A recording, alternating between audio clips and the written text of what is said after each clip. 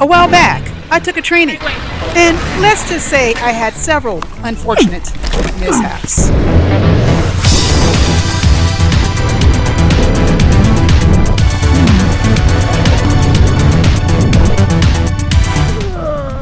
And with all that, I barely felt a thing, because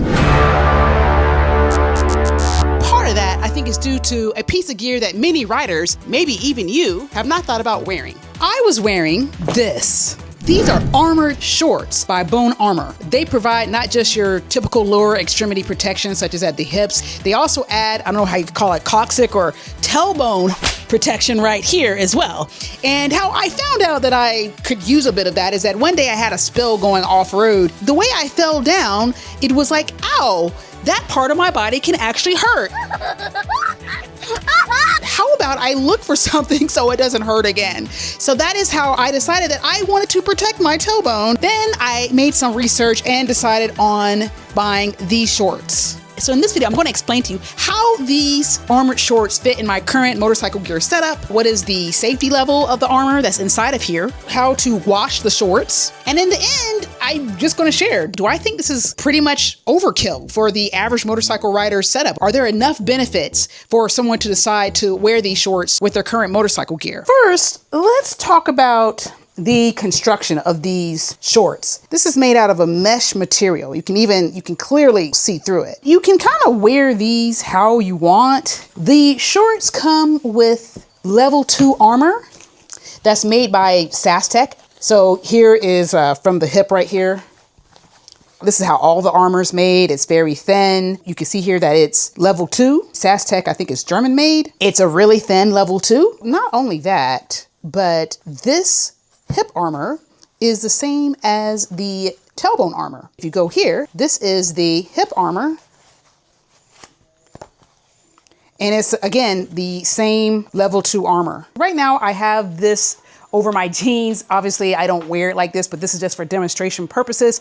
You can wear these any way that you want. How I typically wear them is I have on some spandex shorts, just some regular old spandex shorts. I'll wear the order for me. It would be the spandex shorts, the mesh riding armored shorts, and then I'm going to slip these on and boom. This is how my setup is typically going to be, how I use the shorts. However, you don't have to wear them like I wear them. You may say to have all those layers, like the spandex and then this, and then my motorcycle leggings or pants, that kind of defeats the purpose of it being mesh. And I could kind of see how you may think that. I personally don't want to, wear these directly up against my underwear. So I like to have something in between, because being that it's a little bit more mesh and delicate, I don't know how often I can wash it. So I prefer to keep it as clean as possible. That's why I like to have the spandex. I typically wear spandex underneath my motorcycle pants or motorcycle leggings anyway. With this being mesh, it doesn't really add that much more than what I'm already wearing. However, for yourself, you might just want to have your tidy whities and this right on top, and you could do that if you really wanted to. You could not have on motorcycle pants. You could just, like, if you're off-roading, you could just wear this and then put off-road pants on top of it, like MX pants. Some people might even want to wear jeans, which I would not recommend, but there are many different configurations that you can use this. They also have a non-mesh. This is more for warmer environments, but if you are going to be in colder environments, they do have other options like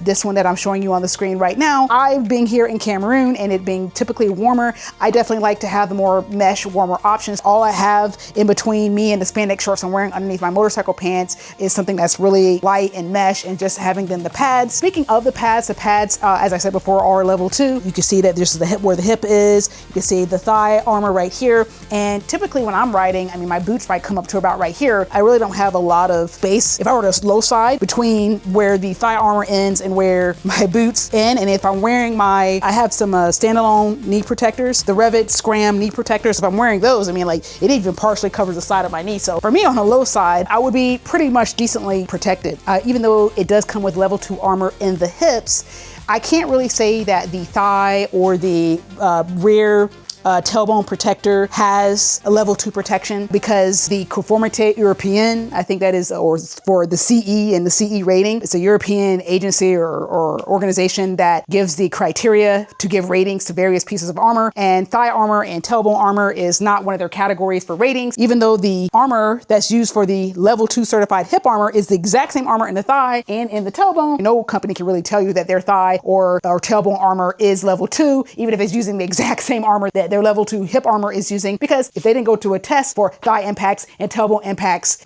you know, you really can't claim it's technically level 2. You can just say that, hey, it has thigh armor and it has tailbone armor, and they can tell you, hey, we're using the same armor in the thighs and the tailbone as we are using in the hips, and that's level 2. That's about the best as you're going to get for any manufacturer. If I'm going a little bit further, going at higher sustained speeds, I typically will wear these AAA rated motorcycle leggings. You know, you might be like, well, this actually also comes with hip armor, and so now you also have this hip armor, but it's so thin that I will just still put these on like right directly on top. And I mean, there's like, because they don't exactly land in the same exact places, so I just figure it's extra protection. I've actually had a crash where I was wearing these and I was wearing these at the same time, and I didn't really notice some kind of weird pressure or pain point. I can't recommend that you would wear 2 hip CE certified things at the same time. For me, it's okay. For you, you can always decide to either remove the hip armor from the pants or leggings that you're wearing, or you can choose to just remove this hip armor out, rely on what you have in your pants, and then only keep the thigh and tailbone protection. I've had these for almost a year, not quite a year. So far, I've been really, really happy. Just to give you some of the positives. Again, I really like the mesh construction. I have gone down in these and they have been pretty helpful for me. I really feel very protected in these. When I wear these, I just really feel like it just adds a noticeable extra notch in my lower body protection. I also really like the really slim profile of these. I have seen other brands online that have these very big, bulky pieces, more bulky, especially in the thighs. A lot of the shorts, they're not level 2 certified. They're more like level 1. Sometimes they're not even level 1. I just like that this is level 2 hip, and the thigh and the tailbone is all using the same material that the hip is using. Now, what about problems? This armor with thinness, it's very floppy. And as you saw on here, there's not anything that really secures it in place that well. So, you know, it can easily kind of bend over. Imagine you're trying to put this on. You have this on, you're trying to put some pants up over it. And sometimes it can kind of like scrunch or a little bit. And I might have to kind of straighten it out. I mean, it's nothing really, really serious, but it's slightly annoying. I guess that's when you have something that's really, really flexible and really, really thin, and maybe your pants are a little bit tighter and more, you know, snug fitting. It may bend it a bit and you have to kind of like flatten it out a little bit, but it's nothing really big. Can these be worn under any kind of pants, or should it be only worn under abrasion resistant pants? Obviously, if you're riding on the street, you really do need to be using these under abrasion resistant pants, actual motorcycle riding pants, because this is really, really mesh. Even where the armor sits is just like a thin mesh that's protecting it. And if you have on even jeans, I mean, jeans in a good slide can just shred to like nothing. Now you're going to have this shredding. Maybe it could cause this to go out of place because it's so thin and floppy. Maybe this would protect you in a slide.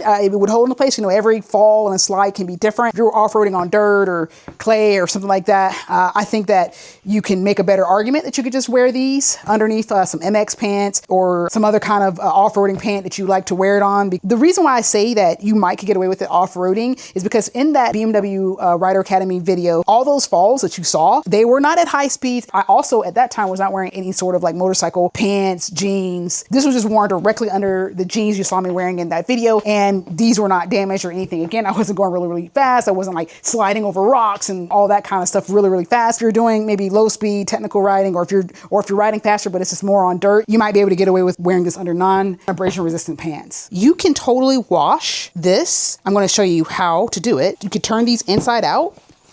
The armor is so incredibly floppy. Here you go. This compartment, this little slit right here, you know, you can easily slide out the thigh armor. This is another opening here for the hip armor.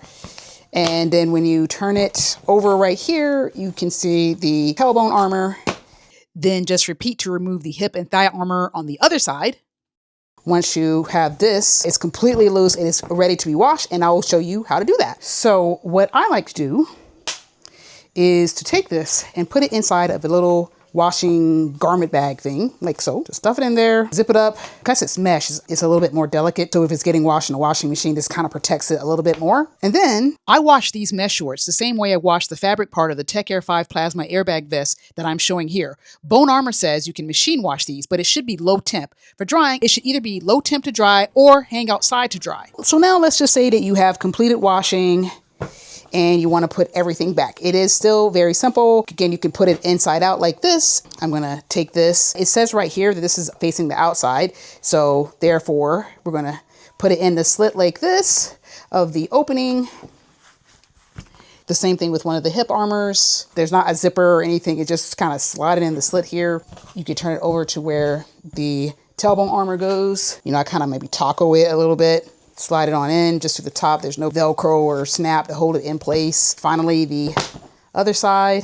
And put back the thigh and hip armor for that side.